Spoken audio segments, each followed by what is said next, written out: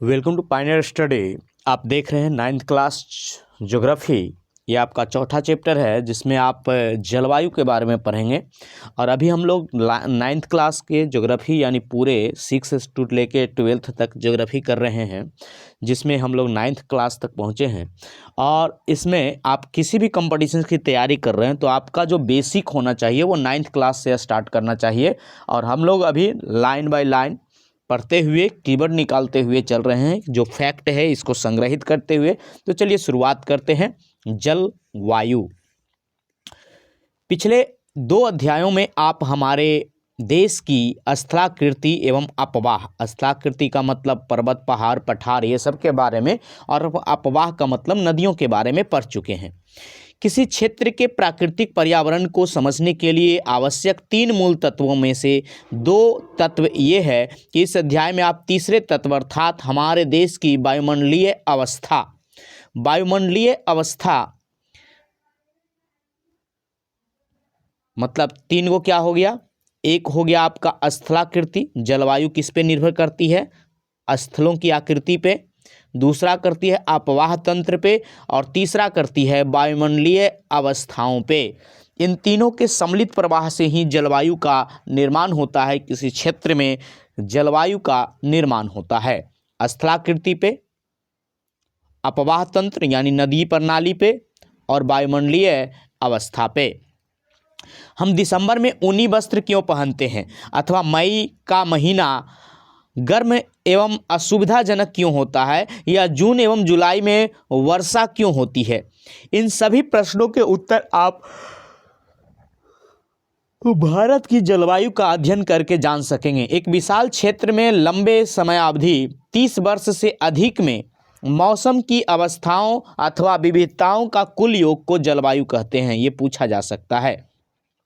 एक विशाल क्षेत्र में, जैसे भारत हो गया विशाल क्षेत्र, लंबे समय अवधि, वो समयावधि कितनी होनी चाहिए, लगभग 30 वर्ष से अधिक होनी चाहिए, कि मौसम की अवस्थाओं एवं विविधताओं का योग, मौसम की अवस्थाएं और उनमें क्या परिवर्तन है, उनमें उनका कुल योग क्या कहलाता है, जलवायु कहलाता है। मौसम एक विशेष समय में एक क्षेत्र के वायुमंडल की अवस्था है। ठीक है, वायुमंडल की अवस्था को क्या कहते हैं, मौसम कहते हैं। एक विशेष समय में विशेष क्षेत्र में वायुमंडल की अवस्था मौसम कहलाती है। मौसम तथा जलवायु के तत्व जैसे मतलब मौसम और जलवायु किन किन कारकों पर निर्भर करते हैं, तो वो चीज़ है तापमान, वायुमंडलीय दाब, पवन मतलब वायु की गति, आर्द्रता और वर्षा। ठीक है, तो ये 1 2 3 4 5 6 चीज़ों पे लगभग निर्भर करती है। कौन, मौसम हो या जलवायु हो। आपने अवश्य ध्यान दिया होगा कि मौसम की अवस्था प्रायः एक दिन में ही कई बार बदलती है, लेकिन फिर भी कुछ सप्ताह महीनों तक वायुमंडलीय अवस्था लगभग एक समान ही बनी रहती है। जैसे दिन गर्म या ठंडे, हवादार या शांत, आसमान बादलों से घिरा या साफ तथा आर्द्र शुष्क हो सकते हैं। महीनों के औसत वायुमंडलीय अवस्था के आधार पर वर्ष को ग्रीष्म, शीत या वर्षा ऋतु में विभाजित किया जाता है। किसके आधार पे, औसत वायुमंडलीय अवस्था के आधार पे ऋतु बनाए गए हैं। तो ग्रीष्म ऋतु, शीत ऋतु और वर्षा ऋतु। तो ऋतुएं परिवर्तन किस आधार पे होती है, तो वायुमंडलीय के अवस्था परिवर्तन के आधार पे हम ऋतुओं का निर्धारण करते हैं। ऋतु का निर्धारण किस चीज़ पे करते हैं, ऋतु का निर्धारण हम औसत वायुमंडलीय अवस्था के आधार पे करते हैं। विश्व को अनेक जलवायु प्रदेशों में बांटा गया है। क्या आप जानते हैं कि भारत की जलवायु कैसी है तथा ऐसा क्यों है, इस संबंध में हम इस अध्याय में पढ़ेंगे। तो चलिए हम लोग पढ़ते हैं। मानसून शब्द की व्युत्पत्ति अरबी शब्द मौसमी से हुई है। तो मानसून एक शब्द है जो कि मौसम के लिए यूज होता है, ठीक है, या जलवायु के लिए यूज होता है, जो कि मौसम शब्द से बना है और जिसका अर्थ होता है मौसम। मौसम एक शब्द है, मूल रूप से मौसम शब्द है, और वो किस भाषा का शब्द है, अरबी भाषा का शब्द है। तो उसी का मतलब मौसम होता है और उसी से संबंधित मानसून है। मानसून का अर्थ एक वर्ष के दौरान वायु की दिशा में ऋतु के अनुसार, वायु की दिशा नहीं वायु की दशा, में या दिशा में ऋतु के अनुसार परिवर्तन से है।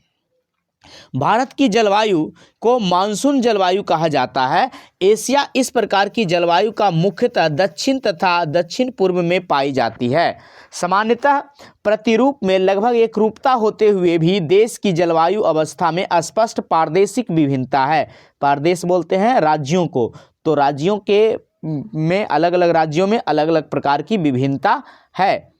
आइए हम दो महत्वपूर्ण एवं तत्व तापमान और वर्षण को लेकर देखें कि एक स्थान से दूसरे स्थान पर तथा एक मौसम से दूसरे मौसम में इनमें किस प्रकार की भिन्नता आती है। गर्मियों में राजस्थान के मरुस्थल में कुछ स्थानों का तापमान लगभग 50 डिग्री सेंटीग्रेड पहुंच जाता है, जबकि जम्मू कश्मीर पहलगांव का तापमान लगभग 20 डिग्री सेंटीग्रेड रहता है। सर्दी की रातों में जम्मू कश्मीर में द्रास का तापमान -45 डिग्री से तक हो जाता है, जबकि थिरुवनंतपुरम में यह 22 डिग्री सेल्सियस होता है। कुछ क्षेत्रों में रात एवं दिन के तापमान में बहुत अधिक का अंतर है। थार के मरुस्थल में दिन का तापमान 50 डिग्री सेंटीग्रेड तक हो सकता है, जबकि उसी रात का तापमान गिरकर 15 डिग्री तक पहुंच जाता है। दूसरी ओर केरल या अंडमान निकोबार में दिन या रात का तापमान में लगभग समान रहती है।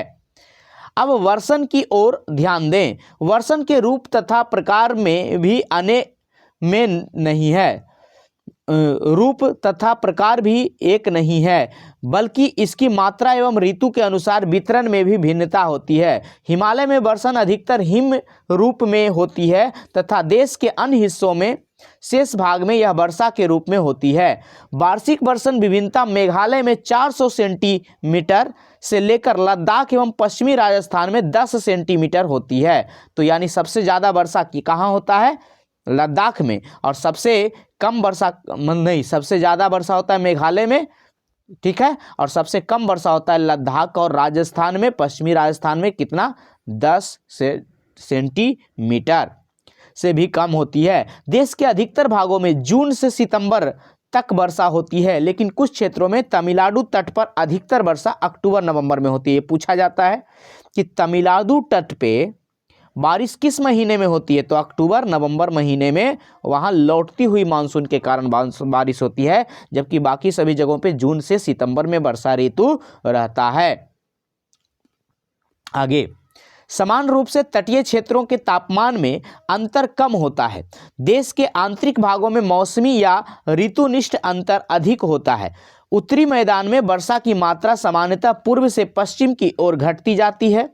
मतलब जैसे जैसे उत्तरी मैदान में पूरब से पश्चिम जाता है, देखो ये हमारा भारत हो गया, तो इधर पूर्वी मैदान हो गया और इस तरफ पश्चिमी मैदान। तो जैसे जैसे इधर की ओर जाता है वैसे वैसे वर्षा की मात्रा घटते चली जाती है, और इधर वर्षा ज़्यादा होता है, इधर वर्षा कम होता है। अंतर अधिक होता है। देश के आंतरिक भागों में मौसमी या ऋतुनिष्ठ अंतर अधिक होता है। उत्तरी मैदान में वर्षा की मात्रा समानता पूरब से पश्चिम की ओर घटती है। ये विभिन्नताएं लोगों के जीवन में विविधता लाती है, जो उनके भोजन, वस्त्र और घरों के प्रकारों में दिखती है। राजस्थान में घरों की दीवार मोटी तथा छत चपटी क्यों होती है? ठीक है, दीवार कैसी होती है? मोटी, और छत कैसी बनाई जाती है? चपटी, क्योंकि वहाँ बारिश कम होता है, तो बारिश का दबाव की बात तो है नहीं। दीवार मोटी इसलिए क्योंकि वहाँ अंधर पवन की गति तेज होती है, और जो उष्मा है, मतलब दीवार जल्दी गर्म हो जाएगा, उसके लिए। तराई क्षेत्र गोवा या मंगलोर में ढाल वाली छत बनाई जाती है, क्योंकि वहाँ बारिश बहुत ज़्यादा होती है, इसलिए वहाँ ढाल वाली छत बनाई जाती है। असम में प्रायः बांस के खंभों पे घर बनाए जाते हैं, क्योंकि वहाँ बाढ़ बहुत ज़्यादा आता है। तो बांस के खंभों पर घर कहाँ बनाया जाता है? असम में, जिसको क्या बोलते हैं? सीटल्ट बोलते हैं। ठीक है, ढाल वाली छत कहाँ बनाया जाता है? तराई क्षेत्र में, जैसे गोवा और मैंगलोर में। ठीक है, और दीवार मोटी कहाँ की बनाई जाती है? राजस्थान की। ये सब वहाँ के जलवायु की वजह से बनाई जाती है। जलवायु नियंत्रण, मतलब जलवायु को नियंत्रण करने वाले कारक। किसी भी क्षेत्र की जलवायु को नियंत्रित करने वाले 6 कारक हैं। ये पूछा जा सकता है, जलवायु नियंत्रण कारक कितने हैं? 6। कौन कौन सा है? अक्षांश, पहला तो अक्षांश से वो कितना दूरी पे है, कितने अक्षांश पे है।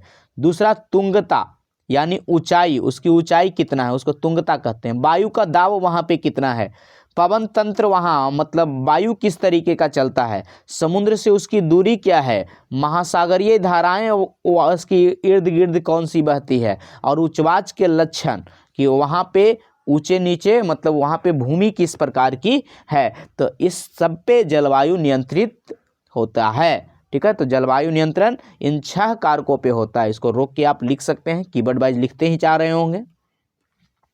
पृथ्वी की गोलाई के कारण इसे प्राप्त सौर ऊर्जा की मात्रा अक्षांशों के अनुसार अलग अलग होती है। तो अक्षांश किस लिए निर्भर करता है, सौर ऊर्जा की मात्रा के लिए। ठीक है, तो अक्षांश किस प्रकार से वर्षा में मदद करता है, तो सौर ऊर्जा की मात्रा को। इसके परिणामस्वरूप तापमान विषुवत वृत्त से ध्रुवों की ओर समानता घटता जाता है। जब कोई व्यक्ति पृथ्वी की सतह पर ऊंचाई की ओर जाता है तो वायुमंडल की सघनता कम होती है। तो दूसरा ऊंचाई क्यों का अति होती है, क्योंकि यहाँ जैसे जैसे कोई ऊंचाई पे जाएगा तो वायुमंडल कम सघन होगा, उसका वायुमंडल का जो घनत्व है वो कम होता जाएगा। इसलिए ऊंचाई का संबंध क्यों है, क्योंकि वहाँ वायुमंडल की सघनता से है। तथा तापमान क्या हो जाएगा, घट जाएगा, यानी कम वायु संगठित रहेगा तो तापमान घट जाएगा। इसलिए पहाड़ी या गर्मी के मौसम में भी ठंडी होती है। किसी भी क्षेत्र में वायु दाब और पवन क्षेत्र उस स्थान का अक्षांश और ऊंचाई पर निर्भर करता है। तो वायु दाब अक्षांश और ऊंचाई पे ही निर्भर करता है। इस प्रकार यह तापमान एवं वर्षा के वितरण को प्रभावित करता है। समुद्र का जलवायु पर समकारी प्रभाव पड़ता है। जैसे समुद्र से दूरी बढ़ती जाती है यह प्रभाव कम होता जाता है एवं लोग विषम मौसमी अवस्थाओं को महसूस करते हैं। इसे महाद्वीपीय अवस्था, गर्मी में बहुत अधिक गर्म और सर्दी में बहुत अधिक ठंडा, तो उसी को बोलते हैं क्या, महाद्वीपीय अवस्था। महाद्वीपीय, समुद्र से जब दूरी बढ़ती है तो वहाँ पे विषम मौसमी देखने को मिलती है और उसी को हम क्या बोलते हैं, मतलब वहाँ मौसम में बहुत अंतर आ जाता है, मौसम टू मौसम। गर्मी में तापमान बहुत ज़्यादा हो जाएगा तो ठंडा में तापमान बहुत कम रहेगा, जबकि जो समुद्र के निकट है वहाँ तापमान में कुछ ज़्यादा का अंतर नहीं आता है, कहते हैं। तो महाद्वीपीय अवस्था समझ में आ गया होगा। महासागरीय धाराएं समुद्र के तट की ओर चलने वाली हवाओं के साथ तटीय क्षेत्रों में जलवायु को प्रभावित करती है। महासागरीय धाराएं, ठीक है, महासागरीय धाराएं प्रभावित करती है और जलवायु को प्रभावित। उदाहरण के लिए कोई भी तटीय क्षेत्र जहां गर्म एवं ठंडी जलधाराएं बहती है और वायु की दिशा समुद्र से तट की ओर हो तब वह तट गर्म या ठंडा हो सकता है। हम लोग पीछे के क्लासेस में गर्म और ठंडी जलधारा के बारे में पढ़े थे। विश्व के अधिकतर मरुस्थल उपोष्ण कटिबंध भागों में स्थित है। महाद्वीप के पश्चिमी किनारे पर स्थित है। क्यों? अतः अंत में किसी स्थान की जलवायु का निर्धारण करने के लिए उच्चवाच की भी महत्वपूर्ण भूमिका होती है। उच्चवाच यानी उस भूमि की सतह की बात कर रहे हैं। ऊंचे पर्वत ठंडी अथवा गर्म वायु से अवरोधित करते हैं। यदि उनकी ऊंचाई इतनी हो कि वे वर्षा लाने वाली वायु के रास्तों को रोकने में सक्षम हो तो उस क्षेत्र में वर्षा का कारण भी बन सकता है। पर्वतों के पवन विमुख ढाल अपेक्षाकृत सूखे होते हैं। पवन के उल्टी दिशा में पवन विमुख ढाल को क्या होते हैं वो, ठीक है, वो सूखे होते हैं। मतलब दूसरे तरफ जैसे इधर एक पहाड़ है और इधर से हवा आ रही है, जल वाला समुद्री हवा, तो इधर तो बारिश होगा परंतु इस तरफ नहीं होगा और इसको पवन विमुख ढाल यानी उल्टी तरफ कहेंगे। इसी को बोलते हैं वृष्टि छाया क्षेत्र। क्या बोलते हैं?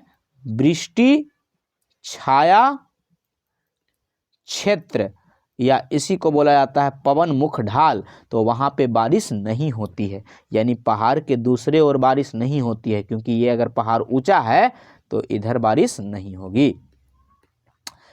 आगे है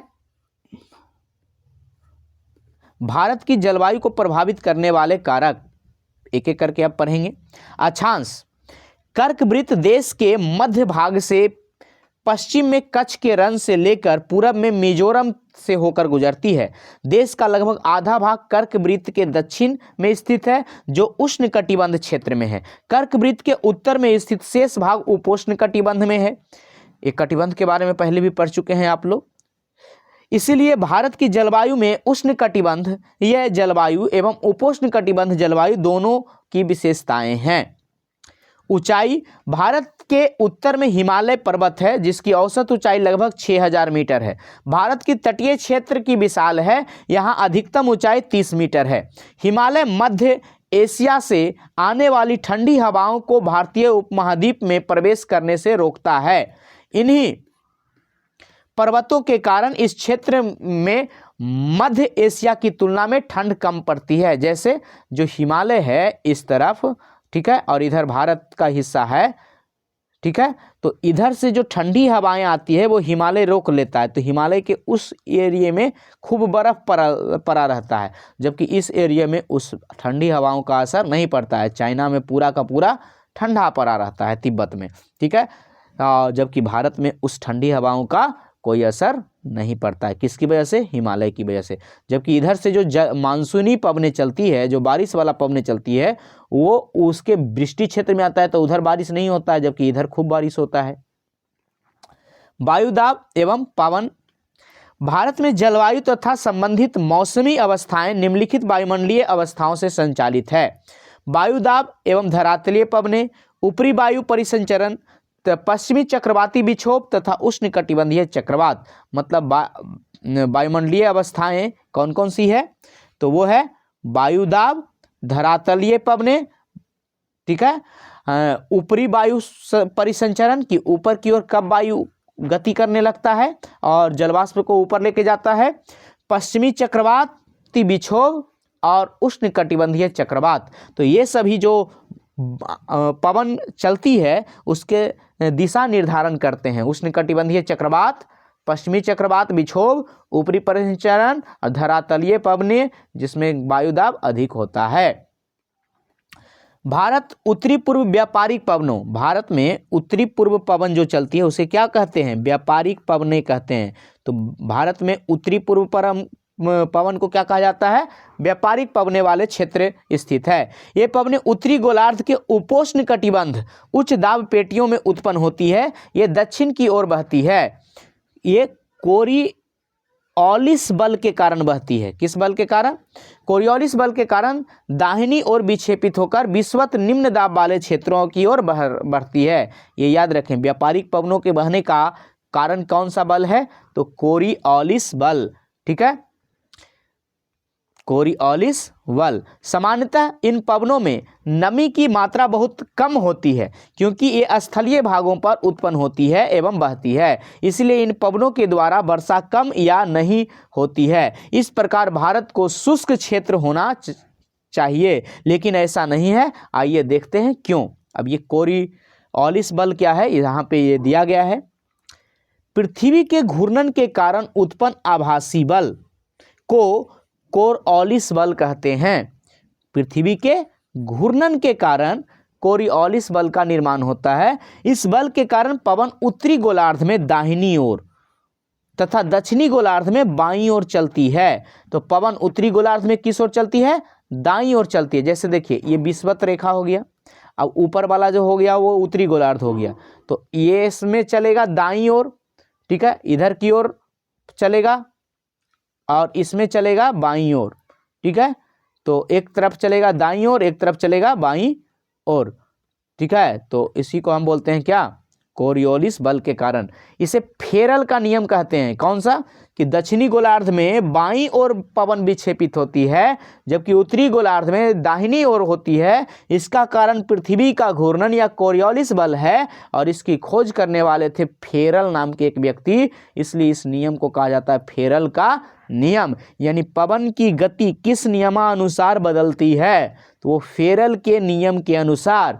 फेरल का नियम में कौन सा बल कार्यरत होता है? कोरियोलिस बल। कोरियोलिस बल कैसा बल है? एक आभासी बल है। ये किस कारण से उत्पन्न होता है? पृथ्वी के घूर्णन के कारण। उत्तरी गोलार्ध में कैसी हवा चलती है? दाहिनी ओर। दक्षिणी गोलार्ध में कैसी हवा चलती है? बाईं ओर। भारत के वायुदाब एवं पवन तंत्र अद्वितीय है। शीत ऋतु में हिमालय के उत्तर में उच्च दाब होता है। इस क्षेत्र की ठंडी शुष्क हवाएं दक्षिण में निम्न दाब वाले महासागरीय क्षेत्र के ऊपर बढ़ती है और ग्रीष्म ऋतु में आंतरिक एशिया एवं उत्तरी पूर्वी भारत के ऊपर निम्न दाब का क्षेत्र उत्पन्न हो जाता है। इसके कारण गर्मी के दिनों में वायु की दिशा पूरी तरह से परिवर्तित हो जाती है। वायु दक्षिण में स्थित हिंद महासागर के उच्च दाब वाले क्षेत्र से दक्षिण पूर्वी दिशा में बहते हुए विषुवत वृत्त को पार कर दाहिनी ओर मुड़ती है। भारतीय उपमहाद्वीप स्थित निम्न दाब की ओर बहने लगती है। इन्हें दक्षिण पश्चिम मानसून कहा जाता है, यानी दक्षिण पश्चिम मानसून पवने कहा जाता है। ठीक है, तो भारत में बारिश किस मानसून के कारण होती है? दक्षिण पश्चिम मानसून के कारण। ये कहाँ से उठती है? हिंद महासागर से। ये पवने कोसान महासागर के ऊपर से बहती है, से नमी ग्रहण करती है। कोसान महासागर यानी बंगाल की खाड़ी वाला हिस्सा, तथा भारत की मुख्य भूमि पर वर्षा कराती है। इससे इस प्रदेश में ऊपरी वायु परिसंचरण पश्चिमी प्रवाह के प्रभाव में होता है। इस प्रवाह का एक मुख्य घटक जेट धारा है। अब जेट धारा किसको बोलते हैं, इसको समझ लीजिए। लगभग 27 डिग्री से 30 डिग्री उत्तरी अक्षांश के बीच स्थित होती है, उसे जेट धारा कहते हैं। इसीलिए इसे उपोष्ण कटिबंध पश्चिमी जेट धारा कहा जाता है। चूंकि 23.5 के बाद तो उपोष्ण कटिबंध मतलब शीतोष्ण कटिबंध आ जाता है, तो इसी को उपोष्ण कटिबंध पश्चिमी जेट धारा कहा जाता है। भारत में ये जेट धाराएं ग्रीष्म ऋतु को छोड़कर पूरे वर्ष चलती रहती है। वर्ष हिमालय के, अब यहाँ पे जेट धारा के बारे में और है। जेट धारा एक संकरी पट्टी, मात्र 3 डिग्री ही तो है ना, 3 डिग्री। इस संकरी पट्टी में स्थित क्षोभ मंडल में अत्यधिक ऊंचाई 12,000 मीटर से अधिक वाली पश्चिमी हवाएं होती है। इसकी गति गर्मी में 110 किलोमीटर प्रति घंटा एवं सर्दी में 184 किलोमीटर प्रति घंटा होती है। बहुत सी अलग अलग जेट धाराओं को पहचाना गया है। इसमें से सबसे स्थिर मध्य अक्षांशीय उपोष्ण कटिबंधीय जेट धाराएं हैं। दक्षिण में प्रवाहित होती है। इस पश्चिमी प्रवाह के द्वारा देश के उत्तर एवं उत्तर पश्चिमी भाग में पश्चिमी चक्रवाती विक्षोभ आते हैं। ठीक है, उत्तर पश्चिम भाग में कौन सा विक्षोभ आते हैं? पश्चिमी चक्रवाती विक्षोभ आते हैं। गर्मियों में सूर्य की आभासी गति के साथ ही उपोष्ण कटिबंध पश्चिमी जेट धारा हिमालय से उत्तर में चली जाती है। एक पूर्वी जेट धारा जिसे उपोष्ण कटिबंध पूर्वी जेट धारा कहा जाता है, गर्मी के महीनों में प्रायद्वीपीय भारत के लगभग 14 डिग्री उत्तरी अक्षांश पे प्रभावित होती है। तो यहाँ पे गर्मी के महीनों में कितने डिग्री पे? 14 डिग्री पे। आगे पश्चिमी चक्रवाती विक्षोभ। सर्दी के महीनों में ये उत्पन्न होने वाली पश्चिमी चक्रवाती विक्षोभ भूमध्य सागरीय क्षेत्र से आने वाली, ये पूछा जा सकता है कि पश्चिमी चक्रवाती विक्षोभ कहाँ से आती है, तो वो आती है भूमध्य सागरीय क्षेत्र से आने वाली पश्चिमी प्रवाह के कारण होती है। वे प्रवाह प्रायः भारत के उत्तर एवं उत्तर पश्चिम क्षेत्रों में प्रभावित होती है। उष्णकटिबंधीय चक्रवात मानसून महीनों के साथ साथ अक्टूबर महीनों में आते हैं। अतः पूर्वी प्रवाह के एक भाग में आते हुए ये देश के तटीय क्षेत्रों में प्रभावित करते हैं। प्रायः आंध्र प्रदेश एवं उड़ीसा के तटों पर इनके प्रवाह द्वारा किए गए विनाश के बारे में पढ़ा और सुना होगा। अब यहाँ पे आपको ये सारे के सारे धाराएं और हवाएं आपको दिख रहे होंगे। देखिए ये आपको यहाँ पे दिख रहे हैं सारे के सारे। ये आपका भूमध्य कर्क रेखा हो गया, ये विषुवत रेखा हो गया, है ना। ठीक है, और ये आपका भारत है। यहाँ पे आपको तिब्बत के पठार वाला हिस्सा है, तो ये आपका अभी शरण प्रशांत महासागर वाला है। यहाँ पे देखिए इधर से आ रहा है बंगाल की खाड़ी से और इधर से हिंद महासागर से। तो यहाँ पे आप गौर से देखिए, यहाँ पे दिशा, इधर से ऐसे रुखा हवा आ रहा है और इधर से ऐसे रुखा आ रहा है, दोनों का डायरेक्शन अलग अलग है, तो एक तरफ दाईं ओर एक तरफ बाईं ओर चल रहा है। आगे अगला मैप में देखिए, ये वाला चीज़ विषुवत से, तो ये यहाँ से मुड़ जाता है, इधर से तो ऐसे आता है परंतु विषुवत से ये मुड़ कर इधर की ओर जाने लगता है ना। तो इधर दाईं ओर है, इधर पलट के बाईं ओर पहुँच जाता है। ठीक है, धरातलीय पवने, ये जो तीर द्वारा दिखाया गया है धरातल पे चलने वाली पवने हैं। ये उप जेट स्ट्रीम है, यहाँ पे जेट स्ट्रीम इसको बोलते हैं। ठीक है, और यहाँ पे आपको दिख रहा है टूटी फूटी लाइन वाला, ये वाला जो है ये है उष्णकटिबंधीय पूर्वी जेट स्ट्रीम। तो सबकी दिशा आप समझ गए होंगे इस तरीके से। आगे आपका है भारतीय मॉनसून के बारे में पूरा का पूरा हिस्सा हम लोग पढ़ेंगे। तो ये तो था पूरी की हवाएं कैसे चलती है, अब है भारतीय मॉनसून कैसे प्रभावित होती है। आगे भारतीय मॉनसून, भारत की जलवायु मानसूनी पवनों से बहुत अधिक प्रभावित है। ऐतिहासिक काल में भारत आने वाले नाविकों ने सबसे पहले मानसून परिघटना पर ध्यान दिया। पवन तंत्र की दिशा उलट जाने, उत्क्रमण होने के कारण इन्हें लाभ हुआ। चूंकि उनके जहाज पवन के प्रवाह की दिशा पर निर्भर थे, अरबवासी जो व्यापारी की तरह भारत आए थे, उन लोगों ने पवन तंत्र के इस मौसमी उत्क्रमण को मानसून नाम दिया। इसलिए अरब के व्यापारी ही मानसून की खोज किए थे। यहाँ पे आपको दिख रहा होगा मानसून का आगमन, बारिश होने लगा। मानसून का प्रभाव उष्णकटिबंध क्षेत्रों में लगभग 20 डिग्री उत्तर से 20 डिग्री दक्षिण के बीच होता है। कहाँ होता है? उष्णकटिबंध में 20 डिग्री उत्तर से 20 डिग्री दक्षिण के बीच उष्णकटिबंधीय क्षेत्र में मानसून का प्रभाव होता है। मानसून की प्रतिक्रिया को समझने के लिए निम्नलिखित तथ्यों को समझ सकते हैं। स्थल तथा जल के गर्म एवं ठंडे होने के विभेद्य प्रक्रिया। तो पहला तो क्या है? स्थल और जल के ठंडे और गर्म होने की वजह से मानसून की पवनें स्थल भाग पर निम्न दाब का क्षेत्र उत्पन्न हो जाता है, जबकि इसके आसपास के समुद्र में उच्च दाब का क्षेत्र होता है, जिससे स्थलीय पवन या जिसको स्थलीय समीर और समुद्री समीर के नाम से जाना जाता है।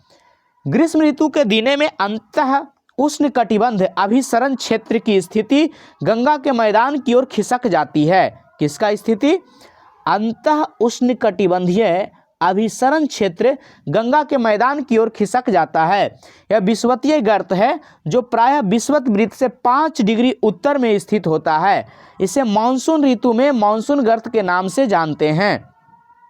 कितने डिग्री को? 5 डिग्री, विषुवत वृत्त से 5 डिग्री उत्तर और दक्षिण को स्थित को क्या बोला जाता है? मानसूनी गर्त बोला जाता है।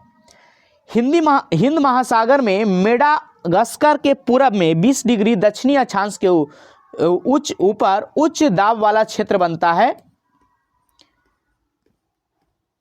उच्च दाब वाले क्षेत्र की स्थिति एवं तीव्रता भारतीय मानसून को प्रभावित करती है। ग्रीष्म ऋतु में तिब्बत का पठार बहुत अधिक गर्म हो जाता है, जिसके परिणाम स्वरूप पठार के ऊपर समुद्र जल में लगभग 9 किलोमीटर की ऊंचाई पर तीव्र ऊर्ध्वाधर वायु धाराएं एवं उच्च दाब का निर्माण होता है। ग्रीष्म ऋतु में हिमालय के उत्तर पश्चिम जेट धाराएं तथा भारतीय प्रायद्वीप के ऊपर उष्णकटिबंधीय पूर्वी जेट धाराओं का प्रभाव होता है। अंतः उष्णकटिबंधीय अभिसरण क्षेत्र ये विषुवतीय अक्षांशों में विस्तृत गर्त एवं निम्न दाब का क्षेत्र होता है। यहीं पर उत्तर पूर्वी एवं दक्षिण पूर्वी व्यापारिक पवनें आपस में मिलती है। कहाँ पे? ये पूछा जा सकता है कि कहाँ पे उत्तरी पूर्वी और दक्षिणी पूर्वी व्यापारिक पवनें आपस में मिलती है, तो वो विषुवतीय अक्षांश क्षेत्र में। यह अभिसरण क्षेत्र विषुवतीय वृत्त के लगभग समानांतर होती है, लेकिन सूर्य की आभासी गति के साथ साथ यह उत्तर एवं दक्षिण की ओर खिसकता जाता है। इसके अतिरिक्त दक्षिणी महासागर के ऊपर दाब की अवस्थाओं में परिवर्तन भी मानसून को प्रभावित करता है। सामान्यतः जब दक्षिण प्रशांत महासागर के उष्णकटिबंध पूर्व भाग में उच्च दाब होता है, तब हिंद महासागर के उष्णकटिबंध पूर्वी भाग में निम्न दाब होता है। लेकिन कुछ विशेष वर्षों में वायु दाब की स्थिति विपरीत हो जाती है तथा पूर्वी प्रशांत महासागर के ऊपर हिंद महासागर की तुलना में निम्न दाब का क्षेत्र बन जाता है। दाब की अवस्था में नियतकालिक परिवर्तन को दक्षिण दोलन के नाम से जाना जाता है। दक्षिण दोलन, तो दाब में परिवर्तन को क्या कहा जाता है? दक्षिण दोलन, दक्षिणी दोलन। डार्विन उत्तरी ऑस्ट्रेलिया हिंद महासागर के 12.5 डिग्री दक्षिण एवं 131 डिग्री पूर्व तथा ताहिती प्रशांत महासागर का कौन सा हिस्सा? प्रशांत महासागर का 18 डिग्री दक्षिण से 149 डिग्री पश्चिम के दाब के अंतर की गणना मानसून की तीव्रता के पूर्वानुमान के लिए की जाती है। अगर दाब का अंतर ऋणात्मक हो तो इसका अर्थ होगा कि औसत से कम तथा विलंब से मानसून वाला आने वाला मानसून है। एल नीनो, ये पूछा जाता है, एल नीनो दक्षिणी दोलन से जुड़ा हुआ एक लक्षण है। किससे जुड़ा हुआ है एल नीनो? दक्षिणी दोलन से। यह एक गर्म समुद्री जलधारा है। ये पूछा जाता है कि एल नीनो क्या है? गर्म समुद्री जल धारा है। एल नीनो क्या है? गर्म समुद्री जल धारा है। आगे है आपका, जो पेरू की ठंडी धारा के स्थान पर प्रत्येक 2 या 5 वर्ष के अंतराल में पेरू तट से होकर बहती है। दाब की अवस्था में परिवर्तन का संबंध एल नीनो से है। दाब की अवस्था में परिवर्तन का संबंध किससे है? एल नीनो से। इस घटना को एंसो, ये पूछा जाता है, एंसो का पूरा स्टैंडर्ड फॉर्म क्या होता है? एल नीनो दक्षिणी दोलन। ठीक है, एल नीनो दक्षिणी दोलन, इसको शॉर्टकट में क्या कहते हैं? एंसो। एल नीनो दक्षिणी दोलन। एल नीनो के बारे में थोड़ा जानकारी मिला है यहाँ पे, ये बहुत इंपॉर्टेंट है, ये खूब पूछा जाता है। एल नीनो ठंडी पेरू जलधारा के स्थान पर अस्थायी तौर पर गर्म जलधारा का विकास को एल नीनो का नाम दिया गया है। एल नीनो स्पेनिश शब्द है जिसका अर्थ होता है बच्चा, अर्थात जो कि बेबी क्राइस्ट को व्यक्त करता है, क्योंकि यह धारा क्रिसमस के समय बहना शुरू करती है। एल नीनो की उपस्थिति समुद्र की सतह के तापमान को बढ़ा देती है तथा उस क्षेत्र में व्यापारिक पवनों को शिथिल कर देती है। तो एल नीनो जब उत्पन्न होगा तो गर्मी बढ़ेगी। मानसून का आगमन एवं वापसी। व्यापारिक पवनों के विपरीत मानसून पवनें नियमित नहीं हैं, लेकिन ये स्पंदमान प्रकृति की होती है। उष्णकटिबंध समुद्र के ऊपर प्रवाह के दौरान ये विभिन्न वायुमंडलीय अवस्थाओं से प्रभावित होती है।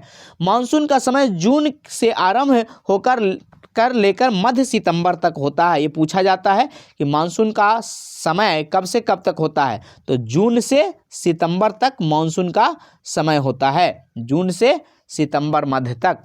100 से 120 दिनों के बीच होता है। इसके आगमन के समय सामान्य वर्षा से अचानक वृद्धि हो जाती है तथा लगातार कई दिनों तक यह जारी रहता है।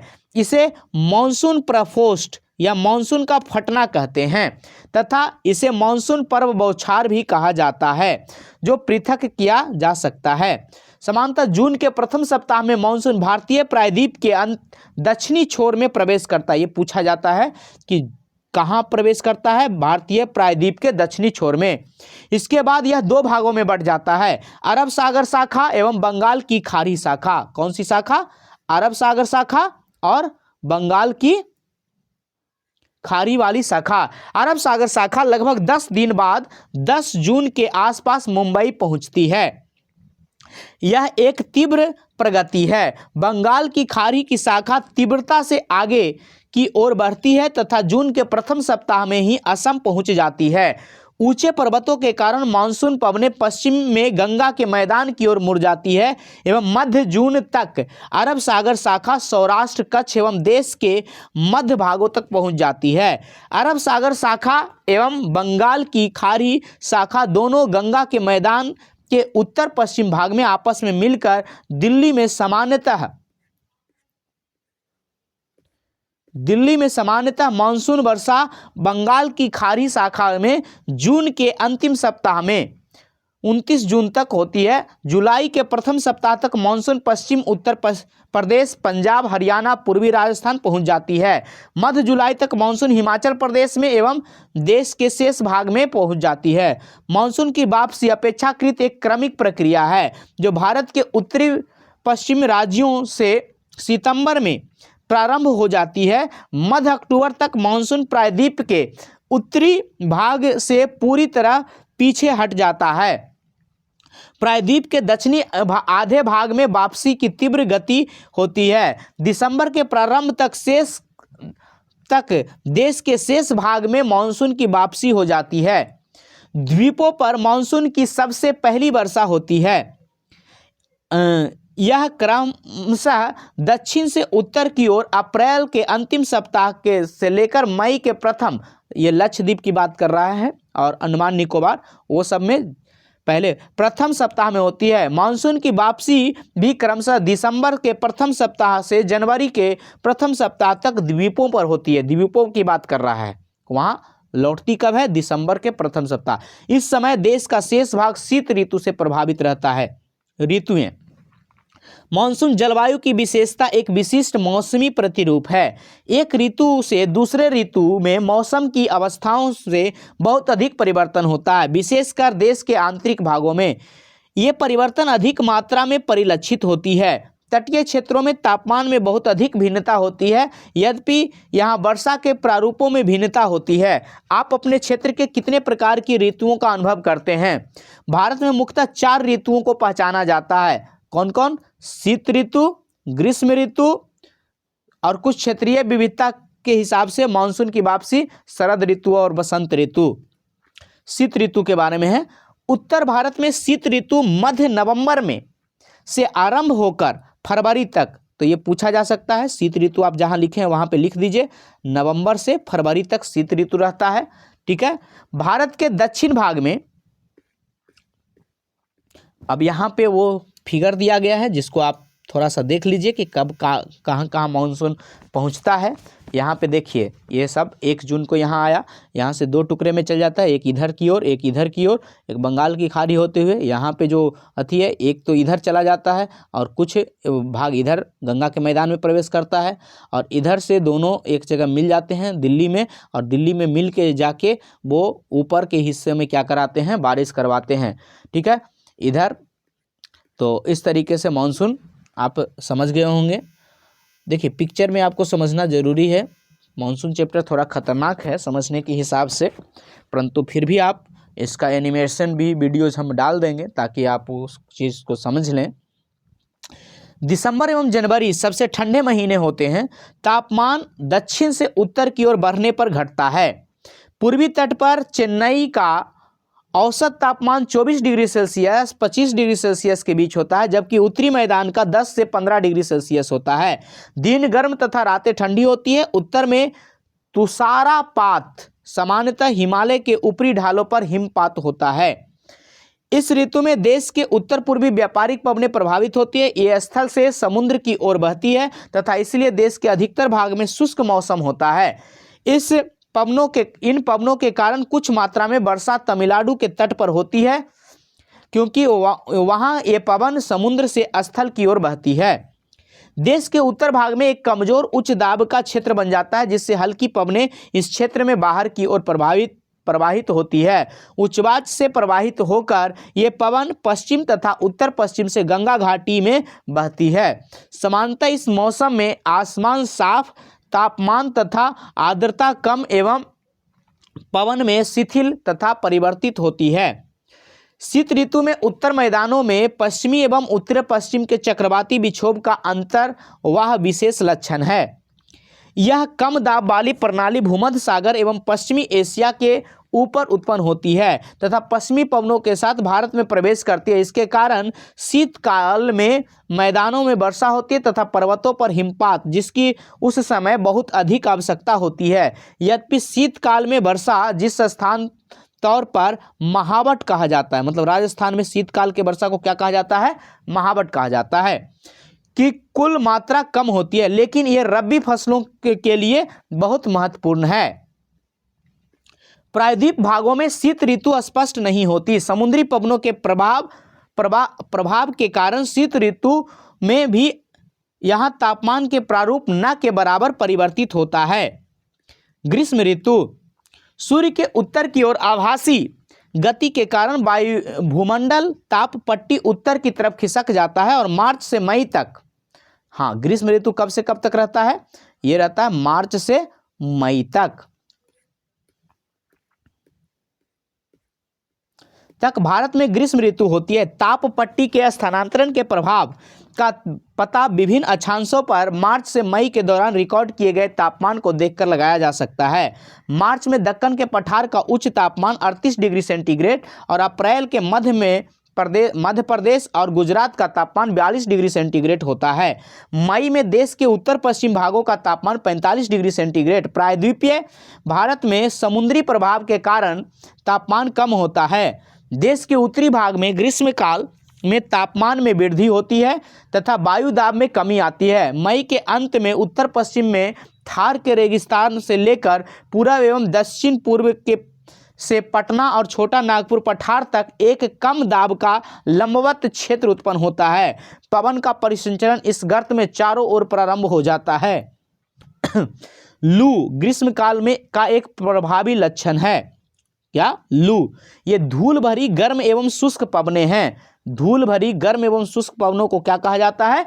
लू कहा जाता है, जो कि दिन के समय भारत के उत्तर एवं उत्तरी पश्चिम क्षेत्र में चलती है। कभी कभी ये देर शाम तक जारी रहती है। इस हवा का सीधा प्रभाव घातक भी हो सकता है। उत्तर भारत में मई महीने के दौरान सामान्यतः धूल भरी आंधियां आती है। ये आंधियां अस्थायी रूप से आराम पहुंचाती है, क्योंकि ये तापमान को कम कर देती है तथा अपने साथ ठंडे समीर एवं हल्की वर्षा लाती है। इस मौसम में कभी कभी तीव्र हवाओं के साथ गरज वाली मूसलाधार वर्षा भी होती है। इसके साथ प्रायः हिमवृष्टि भी होती है। बैसाख के महीने में होने वाले कारण पश्चिम बंगाल में इसे काल बैसाखी कहा जाता है। क्या कहा जाता है पश्चिम बंगाल में? बैसाख के महीने में काल बैसाखी। पश्चिम बंगाल का एक त्योहार भी है काल बैसाखी। ग्रीष्म ऋतु के अंत में कर्नाटक एवं केरल में प्रायः पूर्वी मानसून वर्षा होती है। इसके कारण आम जल्दी पक जाते हैं, इसीलिए इसे आम वर्षा कहते हैं। क्या बोलते हैं? आम्र वर्षा। तो ग्रीष्म ऋतु के वर्षा को आम्र वर्षा, काल बैसाखी भी कहा जाता है। वर्षा ऋतु या मानसून का आगमन। जून के प्रारंभ में उत्तरी मैदान में निम्न दाब की अवस्था तीव्र हो जाती है। इस दक्षिणी गोलार्ध को व्यापारिक पवनों को आकर्षित करता है। ये दक्षिणी पूर्व व्यापारिक पवनें यहाँ पे दिखाया गया है, वो सारे, ठीक, कि किधर से किधर की ओर वो सब पवन चलते हैं और कब वो पवनें चलती है, ये सारे के सारे डेट दिखाए गए हैं। तो इस पूरे चित्र को देखकर आप समझ सकते हैं। ठीक है।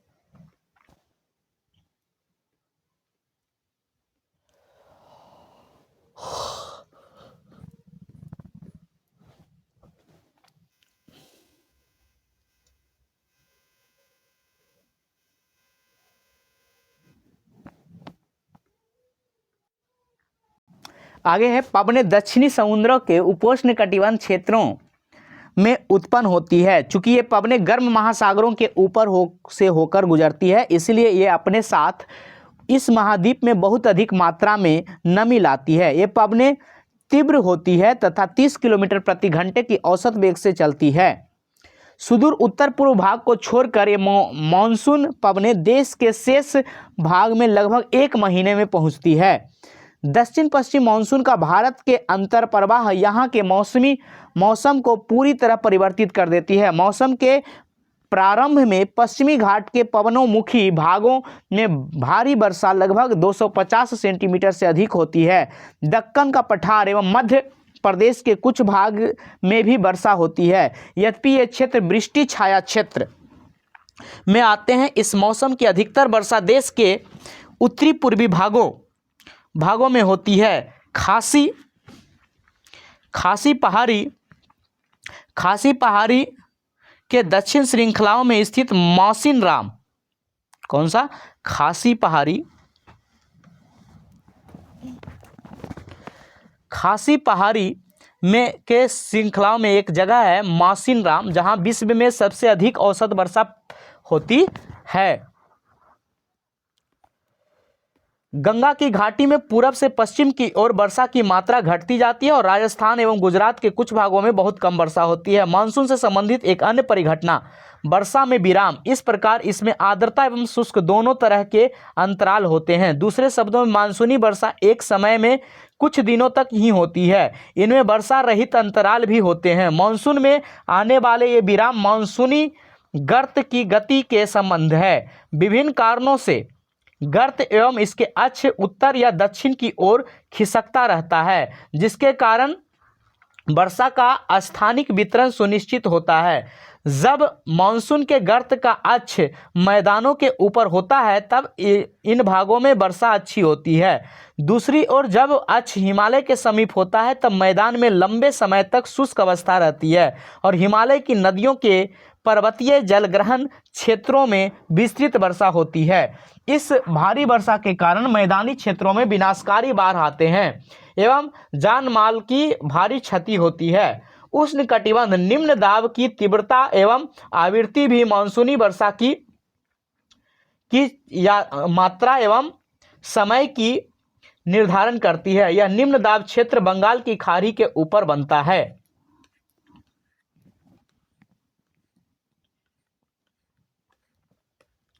मुख्य स्थलीय भाग को पार कर जाता है। यह गर्त निम्न दाब के मानसून गर्त के अक्ष के अनुसार होता है।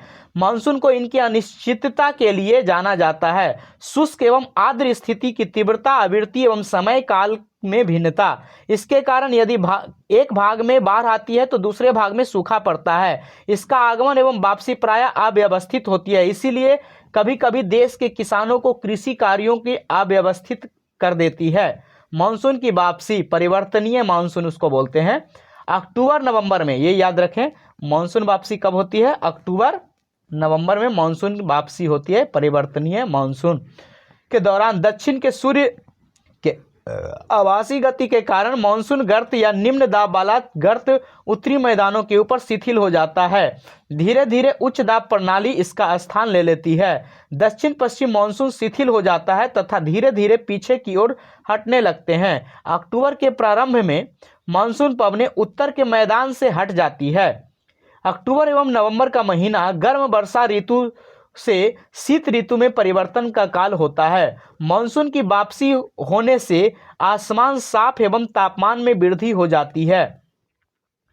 दिन का तापमान उच्च होता है जबकि रातें ठंडी एवं सुहावनी होती है। स्थल अभी भी आर्द्र होता है। उच्च तापमान एवं आर्द्रता वाली अवस्था के कारण दिन का मौसम असहाय हो जाता है और इसे सामान्यतः क्वार की उमस कहते हैं। लौटती हुई मानसून से क्या उत्पन्न होता है? क्वार की उमस,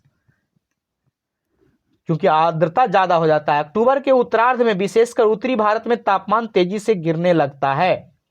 मौसिनराम विश्व में सबसे अधिक वर्षा वाला क्षेत्र है, जिसको स्टैलग्माइट और स्टैलेक्वाइट गुफाओं के लिए प्रसिद्ध है। मौसिनराम किस लिए प्रसिद्ध है? स्टैलेग्माइट और स्टैलकटाइट गुफा कहाँ पाए जाते हैं? मौसिनराम जैसे क्षेत्रों में पाए जाते हैं। नवंबर में के प्रारंभ में उत्तर पश्चिमी भारत के ऊपर निम्न दाब वाली अवस्था बंगाल की खाड़ी में स्थानांतरित हो जाती है और स्थानांतर चक्रवाती निम्न दाब से संबंधित होती है, जो कि अंडमान सागर के ऊपर उत्पन्न होता है। ये चक्रवात समानता भारत के पूर्वी तट को पार करते हैं, जिसके कारण व्यापक एवं भारी वर्षा होती है। ये उष्णकटिबंध चक्रवात प्रायः विनाशकारी होते हैं। और यहाँ पे आपको वो सारे वर्षा वाले क्षेत्र दिख रहे हैं कि कहाँ पे कितनी ज़्यादा वर्षा होती है। देखिए, अगर एकदम बिल्कुल नीला है तो वो 400 से अधिक वर्षा वाला है। तो यहाँ पे आपको दिख रहा होगा मेघालय वाला हिस्सा और यहाँ पे केरल वाला हिस्सा, ठीक है। दूसरा आप देखिए 200 से 400, ये ब्लू वाला, या तो ये तटीय वाला इलाका है जो एकदम प्योर बैगनी है, और या तो ये वाला इलाका है, ठीक है। उसके बाद आप देखिए नीला वाला, इसमें बारिश हो रहा है। उसके बाद थोड़ा और तो ये जैसे जैसे घटते जा रहा है, सबसे कम बारिश या तो इधर होती है और या तो इधर होती है, ठीक है, और या तो ये लद्दाख वाला हिस्से में बहुत कम बारिश होती है। तो क्लियर हो गया होगा। आगे यहाँ पे भी वही चीज़ दिखाया गया है, ठीक, बारिश ही दिखाया गया है वर्षा सेंटीमीटर में, और यहाँ पे वर्षा सेंटीमीटर में, लगभग दोनों एक ही चित्र को 2 बार दे दिया गया है लगता है, परंतु ये जो दिखाया गया है, ये दिखाया गया है आपको वार्षिक वर्षा, और ये जो दिखाया गया है ये मौसमी वर्षा जून से सितंबर के हिसाब से, तो लगभग सेम ही है, ठीक, बस थोड़ा बहुत यहाँ पे दिखाया गया है ज़्यादा, है ना, इधर बारिश लौटती हुई मानसून के कारण ज़्यादा हो जाती है। यहाँ पे कुछ पेपर कटिंग दिया गया है, मतलब बाढ़ के से होने वाले क्षति के बारे में, ठीक है। तो चलिए आगे, आपका थोड़ा सा और बचा हुआ है। ये चैप्टर सबसे इम्पोर्टेंट है, सबसे उलझा हुआ है, इसको आप एनिमेटेड भी देख लें, और ये सबसे इम्पोर्टेंट चैप्टर भी माना जाता है। ज्योग्राफी का अगर जलवायु समझ गए तो सब समझ गए, मतलब ये समझने के हिसाब से ये सबसे टेढ़ा चैप्टर है। इसका और भी हम एनिमेटेड वीडियोस आपके लिए लाएंगे। गोदावरी, कृष्णा एवं कावेरी नदियों की सघन आबादी वाले डेल्टा प्रदेशों में अक्सर चक्रवात आते हैं, जिसके कारण बड़े पैमाने पर जान एवं माल की क्षति होती है। कभी कभी ये चक्रवात उड़ीसा, पश्चिम बंगाल एवं बांग्लादेश के तटीय क्षेत्रों में भी पहुंचते हैं। कोरोमंडल तट पर अधिकतर वर्षा इन्हीं चक्रवातों तथा अवदाबों में होती है। वर्षा का वितरण, पश्चिमी तट के भागों एवं उत्तरी पूर्वी भारत में लगभग 400 सेंटीमीटर से अधिक वार्षिक वर्षा होती है, किंतु पश्चिमी राजस्थान एवं इनमें सटे पंजाब, हरियाणा, गुजरात के भागों में 60 सेंटीमीटर से भी कम वर्षा होती है। दक्षिणी पठार के आंतरिक भागों में सह्याद्री, तो सह्याद्री बोलते हैं पश्चिमी घाट को, सह्याद्री के पूरब में भी वर्षा की मात्रा समान रूप से कम होती है। इस क्षेत्रों में वर्षा की मात्रा कम क्यों होती है? आप आसानी से, क्योंकि वो वृष्टि छाया क्षेत्र में आता है, बस सह्याद्री के। जम्मू कश्मीर के लेह में भी वर्षा की मात्रा कम है, क्योंकि वो हिमालय का वृष्टि छाया क्षेत्र है। देश के शेष हिस्सों में वर्षा की मात्रा मध्यम रहती है। हिमपात हिमालयी क्षेत्रों तक सीमित रहता है।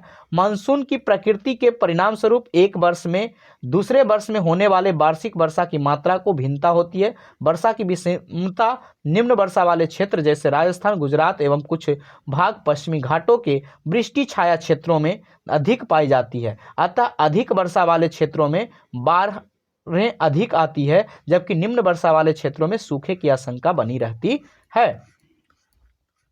मानसून एकता का परिचायक है।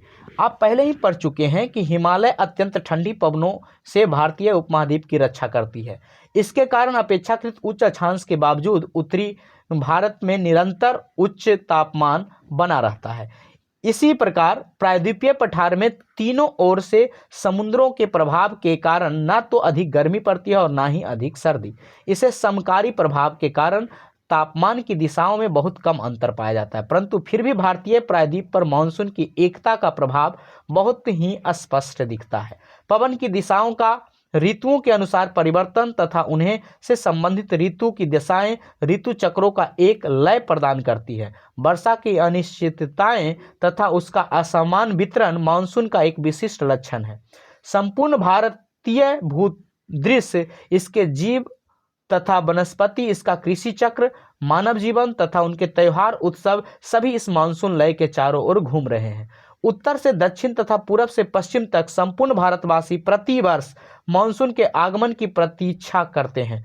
ये मानसूनी पवनें हमें जल प्रदान कर कृषि की क्रिया में तेजी लाती है एवं संपूर्ण देश को एक सूत्र में बांधती है। नदी घाटियां जो इन जलों पर संवहन करती है, इन्हें भी एक नदी घाटी इकाई का नाम दिया जाता है। तो इस प्रकार से आपका ये चैप्टर समाप्त हुआ, और इसके क्वेश्चन आंसर के लिए हम लोग अलग से वीडियोस बनाएंगे, ठीक है। तो अभी तो हम लोग keyword wise line by line पढ़ते जा रहे हैं। ये सबसे टफ चैप्टर था, इसको आप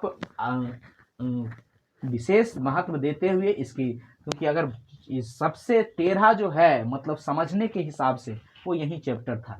तो गुड लक, फिर मिलेंगे अगले चैप्टर में, अगले पार्ट में।